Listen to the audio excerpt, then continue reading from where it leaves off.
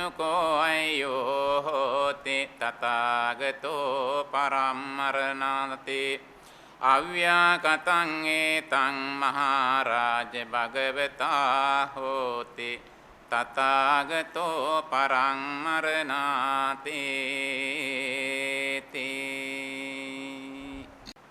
ධර්ම ශ්‍රවණාබිලාසී සදහැවත් පින්වතුනි, ඉතින් අද දවසේ අහඹු ලෙස මට සහභාගී වෙන්න සිද්ධ වුණා. මේ ධර්ම දේශනාවේ මාතෘකාවක් සඳහන් කරලා තියෙනවා. තමයි පින්වතුන් දන්නව ඇතිනේ. පෝස්ටර් ළඟ තියෙනවනේ නිතර. අද දේශනා කරන්න තිබෙන්නේ සංයුත්ත නිකායේ සලායතන වර්ගයේ තියෙනවා අභ්‍යාකෘත සංයුත්තේ කේමා කියලා සූත්‍රය. සංයුත්ත නිකායේ සලායතන වර්ගයේ අභ්‍යාකෘත සංයුත්තේ කේමා කියන සූත්‍රය. මේ සූත්‍රය බැරෑරුම් සූත්‍රයක්. අභ්‍යාකෘත කියලා කිව්වහම මේ පින්වතුන් අහලා ඇති දසව්‍යාකෘත ප්‍රශ්න කියලාත් එකක් අහලා තියෙනවනේ.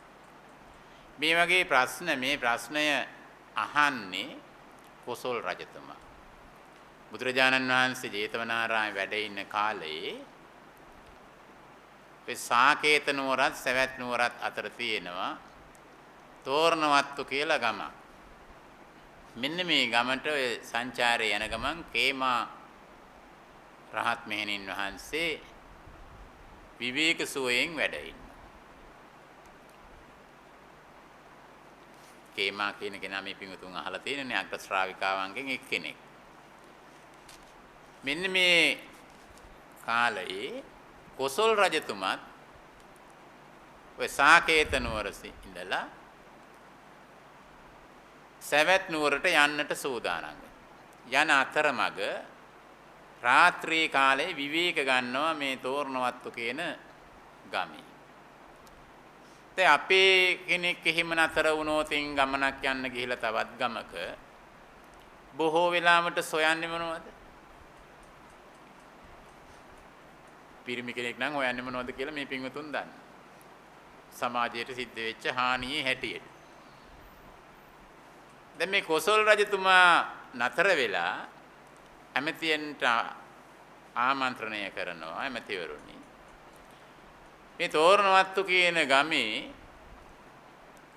මට ආශ්‍රය කරන්නට පුළුවන්. ඒ කියන්නේ ආශ්‍රය කරනවා කියලා කියන්නේ දැහැමි සාකච්ඡාවක් කරන්න පුළුවන් කෙනෙක් ඉන්නවද? කියන්නේ පැවිද්දෙක් හෝ බ්‍රාහ්මණයෙක් හෝ කවුරුන් හෝ ඉන්නවද කියලා. ඉන්නවනම් මට යොමු කරන්නට. දැන් මේ පිරිස ගිහින් එව්වා කවුරුවත්ම නැහැ. ඉන්නවා දැක්කේ කේමා මහරහත් මෙහෙණින් වහන්සේ විතරයි. දැන් උන් ඇවිල්ලා කියනවා මහරජ ඔබට ඇසුරු කරන්නට පුළුවන් එකම එක්කෙනා ඉන්නේ වෙනත් බ්‍රාහ්මණයෙක්වත් වෙනත් පඬිතෙක් කවුරුවත් නැහැ. ඉන්නේ කේමා මහරහත් මෙහෙණින් වහන්සේ. ඇය ව්‍යක්තයි විනීතයි විශාරදයි බහුශ්‍රතයි ධර්මදරයි ධම්මානුධම්ම පටිපන්න. ඒ නිසා එතුමිය මුණ ගැසිලා වැදගත් සාකච්ඡාවක් කරන්න. ඉතින් මේ කොසල් රජුරෝ ගිහිල්ලා මේ වගේ ප්‍රශ්න අහන්නට හේතුව මොකද බුදුරජාණන් වහන්සේ පහළ වෙනකොට ඉන්දියාවේ තත්ත්වය මේ පින්වතුන් අහලා ඇති. මොන වගේ තත්ත්වයක්ද ඉන්දියාවේ තිබුණේ? මිත්‍යා දෘෂ්ටියෙන් පෙළුණු පිරිසක් හිටියේ. ඒ මිත්‍යා දෘෂ්ටියෙන් පෙළුණු පිරිස ප්‍රමාණය 62ක් මිත්‍යා දෘෂ්ටික මතවාදී. අර කියවලා අහලා ඇතිනේ ද්වාසස්ත්‍රි දෘෂ්ටි ජාලාවබද්ධ සර්ව සත්ත්‍ය සමුද්දරණානුබද්ධ බුද්ධිය ඇති. සිදුවත් බෝසතුන් උපත ලබන්නේ ද්වාශාස්ත්‍රි 62ක් දෘෂ්ටි ජාලාවබද්ධ දෘෂ්ටි ජාලාවලට බැඳුනා. සර්ව සත්ත්‍ය සියලු සත්වයන් සමුද්දරණානුබද්ධ බුද්ධිය ඇතිව මුදවා ගැනීමේ බුද්ධිය ඇතුව තමයි බෝධිසත්වයන් වහන්සේ පහළ වෙන්නේ. එතකොට මේ මිත්‍යා දෘෂ්ටික මතවාදීන් තමයි කොසල් රජතුමා ඇසුරු කළේ. හිටපු රජවරුන් ඇසුරු කළ තරමක් ඇසුරු කළේ බිම්බිසාර රජතුමා. ඒ හැම කෙනෙක්ම ඇසුරු කළේ මිත්‍යා දෘෂ්ටික මතවාදී. වැඩි යෝනෑ කරන්නේ සරියුත් මුගලන් දෙදෙනා වහන්සේත් සිටියේ පරිබ්‍රාජකයෙක් කියලා. අචේලක පරිබ්‍රාජක ජටිල ඔය විදිහේ පිරිස් හිටියා. ඒ පිරිස් කියන කාරණා ඔළුවල තිබුණා මේ රජවරුන්. ඉතින් මේ රජතුමාත් ඔය ප්‍රබල ශාස්ත්‍රවරු හිටියනේ 6 දෙනෙක්. ඒ 6 දෙනා තමයි සංජය බෙල්ලට්ටි පුත්ත, නිගණ්ඨනාථ පුත්ත, පකුද ගච්ඡායන ඔය කියන්නා වූ පිරිස ඇහුවහම අහන දෙයට උත්තර දෙන්නේ නැති පිරිස හිටියා.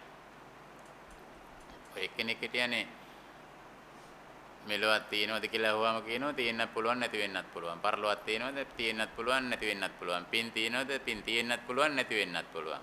අමරාවික්කේපවාදී කියලා අහලා තියෙනවා සංජය බෙල්ලට.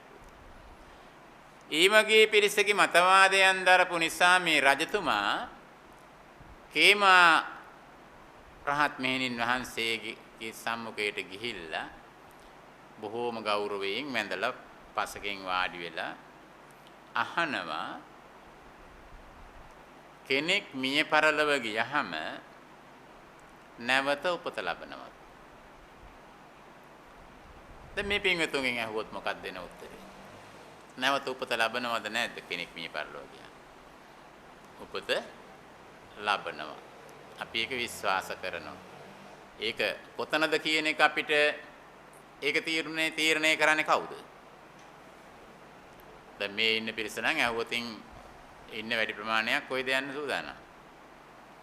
දිව්‍ය ලෝකේ. නේ බලාපොරොත්තු වෙන්නේ දිව්‍ය ලෝකේ උපත ලබන එක හොඳයි. කායස්ස වේදා පරමරණං සග්ගං ලෝකේ උපජ්ජති. මෙරලා ගිහිල්ලා හොඳ ලෝකයක උපත ලබන කවුරුවත් කැමති නැහැ සතර අපායේ ගමන් කරා. දැන් මේ කේමා රහත් මෙහෙණින් වහන්සේ දෙන උත්තරය ඒ වුණාට ඔබ දුන්න උත්තරය නෙවෙයි. මොකද්ද දෙන උත්තරය? ඉපදෙන්නත් පුළුවන් මරණයෙන් පස්සේ ඉපදෙන්නේ නැති වෙන්නත් පුළුවන්. දැන් මේක ගැටලුවක්. නැවත නැවත අහනවා කොසල් රජතුමා. එතකොට දැන් ආර්යාවනිය කියන්නේ මැරිලා ගිහිල්ලා ඉපදෙනවා කියලාම කියන්නත් බෑ. නැහැ කියලා කියන්නමත් බෑ. දැන් මේක තේරෙන්නේ නැති විදිහට දිගින් දිගටම අහන්න කේමා රාත්මයෙන් කියනවා. ඉපදෙන්නත් පුළුවන් නැති වෙන්නත් පුළුවන්. ඔන්න අව්‍යාකෘත ප්‍රශ්නයක්. වෙන්නත් පුළුවන් නොවෙන්නත් පුළුවන්. දැන් මෙහෙම ඇහුවහම රජ්ජුරුවෝ කේමා මෙහෙණිය දිගින් දිගටම එකම උත්තරේ දෙනකොට රජ්ජුරුවන්ට හොඳ උපමාවක් කියන.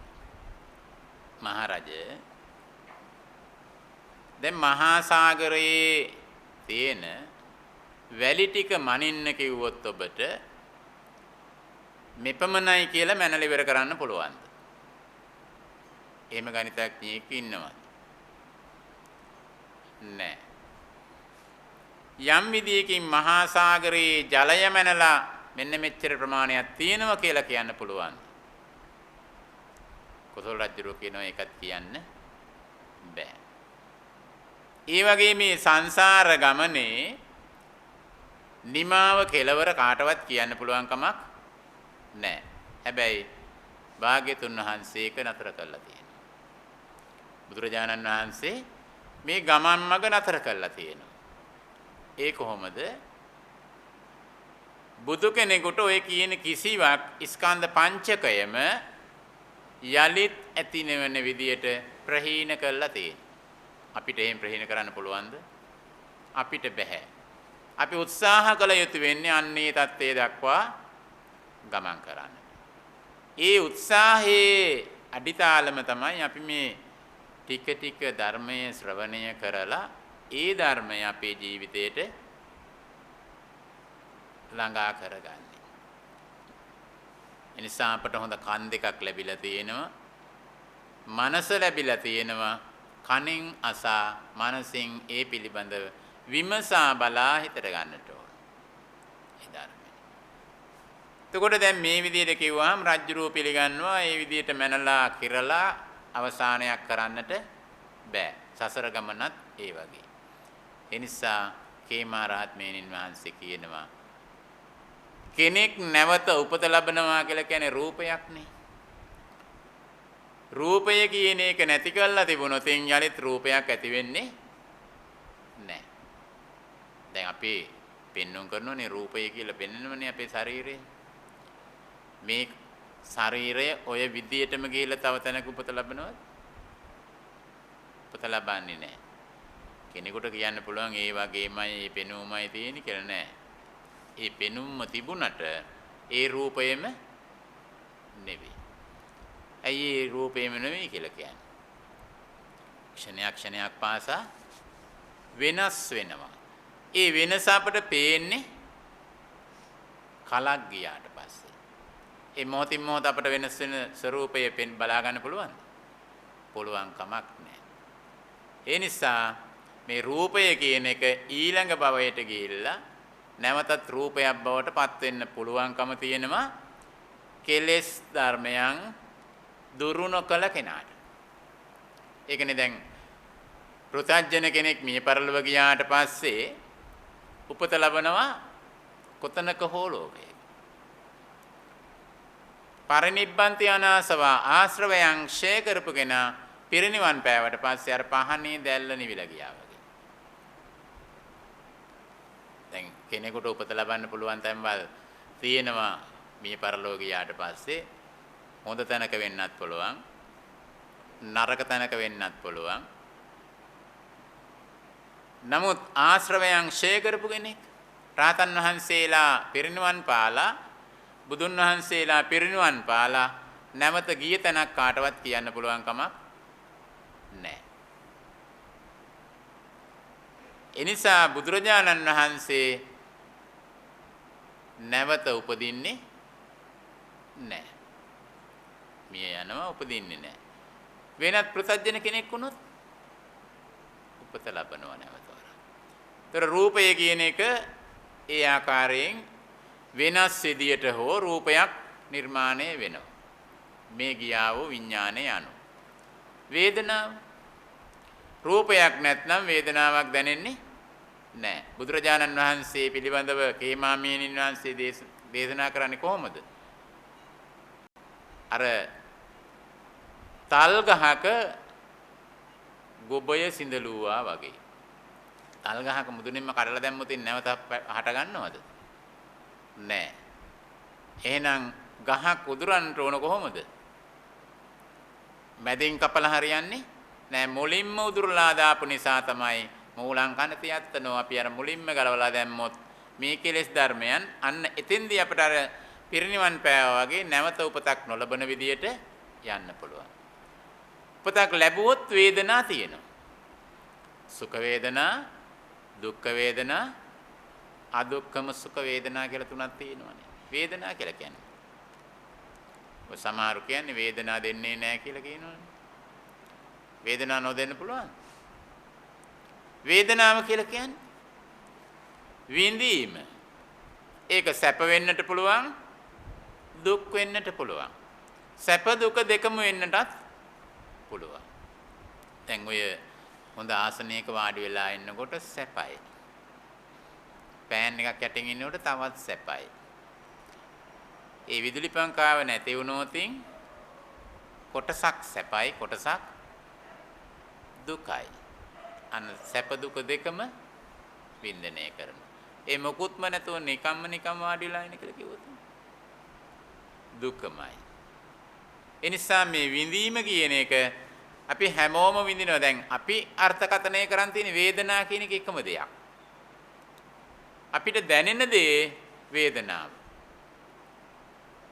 ඒක ඇසට වෙන්නට පුළුවන්, කනට වෙන්නට පුළුවන්, නාසයෙන් වෙන්නට පුළුවන්, දිවෙන් වෙන්නට පුළුවන්, සිරුරෙන්ම වෙන්නටත් පුළුවන්, සිතින් වෙන්නටත් පුළුවන්.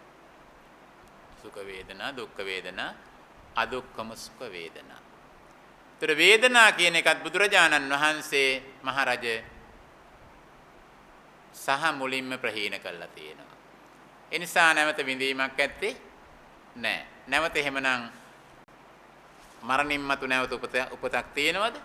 උපතක් ඇත්තේ නැහැ. කෙලෙස් ධර්මයන් ප්‍රහීන කරපු නිසා. දැන් මේ රජතුමා මෙහිම අහන්නේ අර මිත්‍යා දෘෂ්ටික මතවාදීන් කියපු දේවල් හා සමානව බුදුරජාණන් වහන්සේගේ දර්ශනයත් ශ්‍රාවකයන් තුල කෙසේද මේ ගමන් කරන්න කියන එක. ශ්‍රාවකයෝ එකක් දේශනා කරනවා, ශාස්ත්‍රූවරයා තවත් එකක් දේශනා කරනවනේ අනිකුත් කණ්ඩායම් වල. කියන්නේ ගුරුවරයා එකක් කියනවා, ගෝලයින් තව එකක් කියනවා. දැන් කේමා රහත් මෙහෙණින් වහන්සේගෙන් විමසනවා, කේමා රහත් මෙහෙණින් වහන්සේ රහතන් වහන්සේලා ගැන කියන්නේ කෙලින්ම කියන්නේ කවුරු පිළිබඳවද? බුදුරජාණන් වහන්සේ පිළිබඳව. එනම් වේදනාවත් මහරජ අර තල්ගසේ ගොබීම කපා දමන්න වගේ විනාශ කළා තියෙනවා. නැවත හට ගැනීමක් ඇත්තේ නැහැ. එතකොට රූපයක් නැත්නම් වේදනාවක් නැත්නම් සංඥාවක් ඇත්තේම නැහැ. දැනීම් ස්වභාවයක් ඇති වෙන්නම විදිහක් නැහැ. ඒ නිසා බුදුරජාණන් වහන්සේ මහරජ සංඥාවත් ප්‍රහීන කළා. ඊළඟට මේ කේමා රහත් මෙහෙණින් වහන්සේ කියනවා මහරජ සංඛාරත් ඒ වගේ. සංඛාර කියලා කියන්නේ පින් සහ පව්, කුසල් සහ අකුසල්. ඔය ටික ඇති වෙනවද රූපයක්, වේදනාවක්, සංඥාවක් නැති කෙනෙකුට? නැහැ. දැන් අපි ওই ටිකනේ කරගෙන යන්නේ. මේ සංඛාරා කන බංගුරා කියලා බුදුහාර දේශනා කළා ක්ෂණයෙන් විනාශ වෙලා යන සංස්කාර ධර්මය. ඔය සංස්කාර ධර්මයන් නිසා තමයි අපේ ජීවිත ඇතිවීම පැවතීම తත්වය තියෙන්නේ. ඒ ඇතිවීම පැවතීම తත්වයේ තියෙනවා කියලා කියන්නේ දැන් අපිට අදත් අපිව විශ්වාස නැහැනේ. නේද? අපි මොන විදියට හිතාගෙන හිටියත් අපි මෙච්චර පින් කළා තියෙනවා, මෙච්චර පව් කළා තියෙනවා කියලා දැන් ගණනය කරන්න පුළුවන් කමක් නැහැ. කරල පින් ප්‍රමාණයක් තියෙනවා නම් අරගෙන යන්නට පුළුවන්කම තියෙනවා හැමෝටම. හැබැයි ගෙනියන්න පුළුවන් කොයි වෙලේද මොන විදියටද කාටවත් නිශ්චිතව කියන්න පුළුවන් කමකුත් නැහැ. දැන් මීට කලිනුත් ඔය කට වහගෙන අපි හිටියේ නෑනේ ධර්මශාලාවේ. අද වෙනකොට කට වහගෙන ඉන්න වෙලා තියෙනවා. තව ටී කාලෙකින් ඔළුවේ ඉඳන් වහගෙන ඉන්න වෙන්නත් ඉඩ තියෙනවා. දැන් මේ தත්ත්වයන් අපි කියලා ගත්ත දේවල්ද? ඉල්ලලා ගත්ත දේවල්ද? නෑ. අන සබාධාමෙන් අපිට මේ ටික ලබා දෙනවා. එතකොට අපි කරපු පින් හා පව් අනුව වෙන්නත් පුළුවන් අපේ ජීවිතය පිළිබඳව තීරණ ගැනීම. ඒක තැනක් කොතනද කියලා කාටවත් කියන්න පුළුවන් කමක් නැහැ. අපි සංසාරේ කරපු පින් සහ දැන් කරන පින් කියන දෙකම බලපාන්න පුළුවන්කම තියෙනවා. ඒතර ওই දෙකම හැබැයි නිවන් දකින්නට බෑ පින් සහ පව් වලින්. ඇයි? පින් කළත් සංසාරේ මොකද්ද වෙන්නේ? දික් වෙනවා. පව් කළත් සංසාරේ දික් වෙනවා. පුඤ්ඤ පාප පහේනස්ස නත්ති ජාගරතෝ වයං. පින්පව් දෙකම ප්‍රහීන කරාට පස්සේ තමයි නිවන කියන එක ලැබෙන්නේ. එහෙම කිව්වහම පින් කරන්නේ නැතුව එහෙනම් හිටියොත් හොඳයි. පව් ටිකක් කළත් නොකර පින් කරන්නේ නැතුව හිටියාම හොඳයි කියලා ඉන්න අයත් ඉන්නවා. සමාජය තුල එහෙම ඉන්නව නේද? අපි පව් කරන්නේ නැත්නම් පින් කරන්න ඕනේ නැහැ කියලා. ඇහිලා නැද්ද එහෙමයි? එහෙමයි ඉන්න ඕන තරම්. හැබැයි මේ පිරිස දන්නේ නැති දෙයක් තියෙනවා. ඒ මොකද්ද? ඒ ගෙවා දමන්නේ පින් ටික. එතකොට අර පව් කරන්නේ නැත ඒ නිසා පින් කරන්න ඕනත් නැත කියන තැන තියෙන්නේ මිත්‍යා දෘෂ්ටිය. ඒ තුල තියෙන්නේ පාපයේද පිනද? පාපය මිත්‍යා දෘෂ්ටිය තමයි ධර්මම පාපය. ඒතකොට මිත්‍යා දෘෂ්ටිය තුලින් මේ පාපයට යනවා වගේම පින් නොකර සිටීම තුල ගෙවා දමනවා අපි ළඟ තිබිච්ච පින් ටික. ඒ ගෙවා දමන පින් ටික නැවත වරක් අලුත් වැඩියා කරගන්න තමයි මේ ලැබිලා තියෙන අවස්ථාව. එතකොට බුදුහාමුදුරුවන්ට පින් තිබුණද? නැහැ. පව් තිබුණෙත් නැහැ. හැබැයි බුදුහාමුදුරන්ට පින් තිබුණා. කුසල් ගෙවා දැම්මේ. ඉවර කළා දැන්. අදත් මේ පින්වල ටික ටික තියෙනවනේ. ඒයි. මම බුදුරජාණන් වහන්සේ දැන් අවුරුදු 2560කට වැඩිනේ කාලේ. තවමත් ලැබීම් තියෙනවනේ. බුදුහාමුදුරන්ට නැද්ද? තවම ලැබීම් තියෙනවා. ඉඩකඩම් ලැබෙනවා, ගෙවල් දොරවල් ලැබෙනවා, යාන වාහන ලැබෙනවා, ප්‍රාණ රිදී මුතුමැණික් নানা ප්‍රකාර දේවල් වලින් ලැබෙනවනේ. තාම රූප සම්පatti මේ විදිහටම නිර්මාණය කර යනවා. අපිටත් ওই විදිහටම ලැබෙයිද? පිපින් තියනවා කියලා. කවුරුවත් හිතනවද මේ නම් මටත් අනේ ওই විදිහටම ලැබෙයි ඊළඟ කාලේදී කියලා? දැන් බුදුරජාණන් වහන්සේට ලැබෙන තරම් දානය ලැබෙනවද වෙන කිසිදු ශාස්ත්‍රවරයෙකුට මේ ලෝකේ? ලැබෙන්නේ නැහැ. ඔය ලැබෙන ඉඩකඩම් එහෙම ලැබිලා තියෙනවද? නැහැ. ඔය හැම දෙයක්ම ලැබෙන්නේ බුදුරජාණන් වහන්සේගේ සංසාරේ කරපො පිං ටික හැමෝම තවම ගෙවාගෙන. ඒක නාමයට ගෙවනවා මිස නැවත ඉපදිලා ලබා ගන්නවා නෙවෙයි. ඒ නමිනුයි දැන් ගෙවන්නේ. ඒ සියලු පිං. දැන් මේ පින්වතුන් බුද්ධ පූජාව තියන්නේ නැහැ කිව්වොත් ඉතින් පන්සලට දාන කෙනෙක් දෙන්නේ නැහැ නේද? දාන ගෙන්නේ නැහැ බුද්ධ පූජාව තියන්නේ නැති පන්සලක් එතෙන්ට ගෙනින්න වැඩක් නැහැ කියලා. එහෙනම් දානය ගෙනින් තියෙන කාටද? ආමුදුරන්ටද? බුදුහාමුදුරන්ටද? බුදුහාමුදුරන්ට. දෙනතරන් දන්සල් වල ඉස්සරහින්ම රූපය ගහලා තියෙන්නේ දන්සල දෙන මුදලාලිගේ රූපයද බුදුහාමුදුරන්ගේ රූපයද? බුදුහාමුදුරන්ගේ රූපය. ඒ තුල තියෙනවා අර සාංශාරික වශයෙන් පිං ටික තවමත් විපාක දෙනවා. නාමයට විපාක දෙනවා මිස රූපයට විපාක දෙන්නේ නැහැ. ඊළඟ විඥානය කියන එකත් මේ කේමා මහරහත් මෙහෙණින් වහන්සේ කොසල් රජතුමා විමසනවා. එතකොට විඥානය පිළිබඳව. විඥානය කියන්නේ මොකක්ද? සිත. ඒතර කයක් නැත්නම්, රූපයක් නැත්නම්, වේදනා විඳීමකුත් නැත්නම්, සංඥා නැත්නම්, සංකාර නැත්නම් එතන විඥානයක් හිටින්නම විදියක් නැහැ. අපිත් පින්වතුනේ පහව යන්නේ මොකද්ද මේ මිය පරලෝ යනකොට? මොකද්ද යන්නේ? විඥානය. විඥානය කියලා කියන්නේ සිත. එතකොට මේ පහව ගිය සිත තමයි ඊළඟට තවත් තැනක ප්‍රතිසන්දියක් බවට පරිවර්තනය වෙන්නේ. ඒක තමයි හිත හොඳ කරගෙන ඉන්නට කියලා කියන්නේ. අපේ සිත යහපත් එකක් කරගෙන තිබුණොත් ඔය ඉවත්ව යනවාත් එක්කම හොඳ උප්පත්තියක් බවට පත් වෙන්න පුළුවන්. හැබැයි ලේසියෙන් එහෙම හොඳ හිතක් පහළ වෙන්නේ නැහැ කෙනෙකුට. ඇයි? ඔය මේ යනකොට හොඳ හිතක් පහළ වෙයිද? දැන් අපි හිතාගෙන තියෙන්නේ චුති චිත්තය හදාන්නට ඕනේ ප්‍රතිසන්දියේ චිත්තය යහපත් කරන්නට. ඒ සඳහා අපි කරන දේවල් මොනවද? අවසාන මොහොතේදී බණ කියනවා, පිරිත් කියනවා, පිරිත් දාගෙන ඉන්නවා.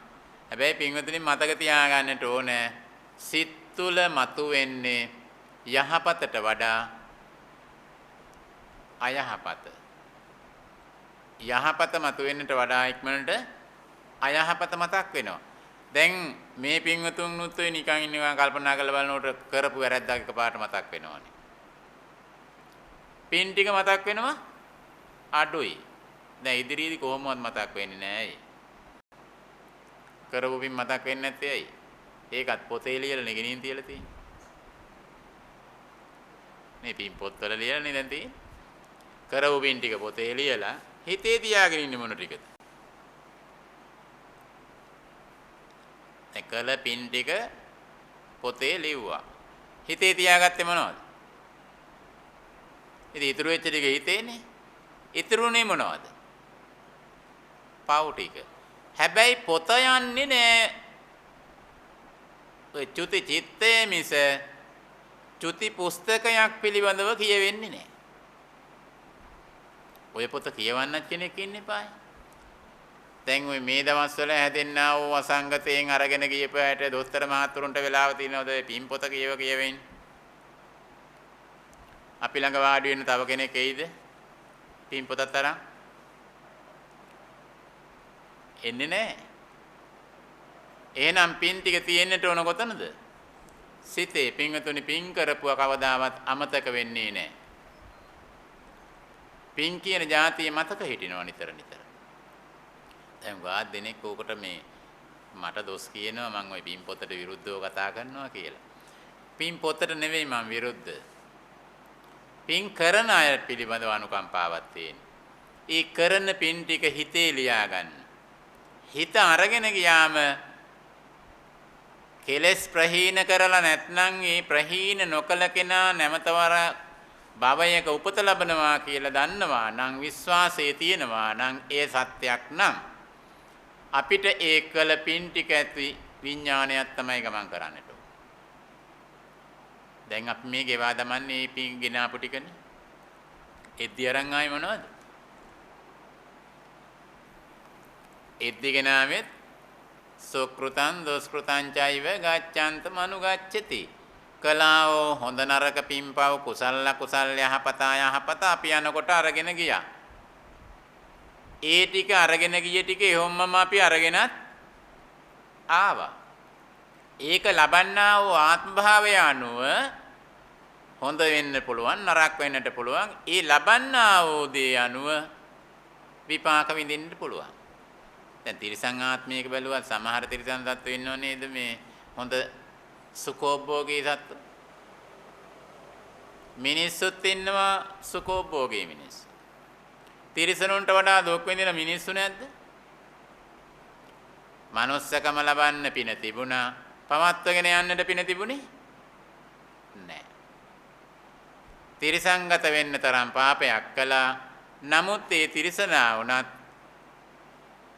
හොඳින් ජීවත් වෙන්නට පින තිබුණා. ඒ නිසා මේ පහව යන විඥාණය සකස් කර ගන්නට විඥාණය කියන්නේ සිත. සිත කියන එක චංචලයි. තැන් තැන් වල ගමන් කරනවා. දැන් අපි භාවනා කරනවා කියලා කියන්නේ එක තැනකට ගන්නටනේ. දැන් සුළු මොහොතකට කලිනුත් භාවනා කළා. නේද? ඒ කියන ඉක්මනට ගන්න පුළුවන්. සිත එක තැනකට බෑ. මේක හරි කලබලකාරී. හරි ව්‍යාකූලයි. තියෙන ස්වභාවය කාටවත් කියන්න බෑ. තියෙන තැනක් කාටවත් කියන්න පුළුවන් කමකුත් නෑ. ඒ කියන්නා වූ සිත කෙසේ හෝ එක්තෙන් කරගෙන අන්න යහපත් අරමුණෙහි යෙදවීමයි සිද්ධ කරන්නට ඕන. එහෙම විඥානයේද ඇති වෙන්නේ ඊළඟ විඥානයේ පෘථජ්ජන වුණොත් පමණයි. කෙලස් ප්‍රහීන කරලා තිබුණොත් ඊළඟ භවයට විඥානයකින් ප්‍රයෝජනයක් වෙන්නේ නැහැ. ඒතකොට දැන් කොසල් රජතුමාට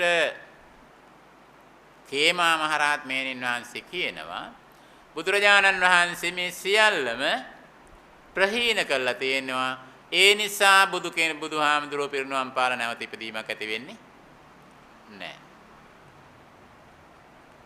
දැන් මෙහිම අනුශාසනාව අහලා බොහෝම ප්‍රසාදයටපත් වෙනා කොසල් රජතුමා කේමා මහරහත් මෙහෙණින් වහන්සේට නමස්කාර කරලා යන්න ගියා. ගෙහෙල්ලා ටික දවසකින් බුදුරජාණන් වහන්සේ මුණ ගැහෙනවා. බුදුරජාණන් වහන්සේ මුණ ගැහිලා මේ ප්‍රශ්නේම නැවත බුදුහාමුදුරන්ගෙනුත් අහනවා. මරුණට පස්සේ ගිහිල්ලා නැවත වරක් තථාගතයන් වහන්සේ උපත ලබනවා. බුදුහාමුදුරු කියනවා නෑ. අර දේශනා කරපු ආකාරයටම කෝසල මේ කේමා මහරහත්මයන්න් වහන්සේ බුදුහාමුදුරුවොත් ඒ විදියටම කිසිදු අඩුවක් නැතුව කොසල් රජතුමාට පැහැදිලි කරනවා. එකම ආකාරයෙන්. දැන් කොසල් රජතුමා පිළිගන්නවා බුදුරජාණන් වහන්සේත් ආර්ය ශ්‍රාවකයනොත් දේශනා කරන ධර්මය එක හා සමානයි, කිසිදු තැනක මුල මැද අග වෙනසක් නැහැ. එකම ධර්මයක් තියෙන්නේ. බලන්න කොසල් රජතුමා ධර්මයේ පිළිබඳව අවබෝධය ලබාගත් ආකාරය. එතකොට මෙන්න මේ විදිහට කේමා සූත්‍රය බුදුරජාණන් වහන්සේ නෙමෙයි දේශනා කරන්නේ, මුලින්ම දේශනා කරන්නේ කේමා මහරහත්මයන්න් වහන්සේ කොසල් රජතුමාට ඔය තෝරණවත්තු කියන ග්‍රාමයේදී. එහෙමනම් අද දවසේ මේ ධර්ම දේශනාව මෙතකින් නිමා කරන්නටයි සූදානම. සැමටම තිරුවන් සරණයි.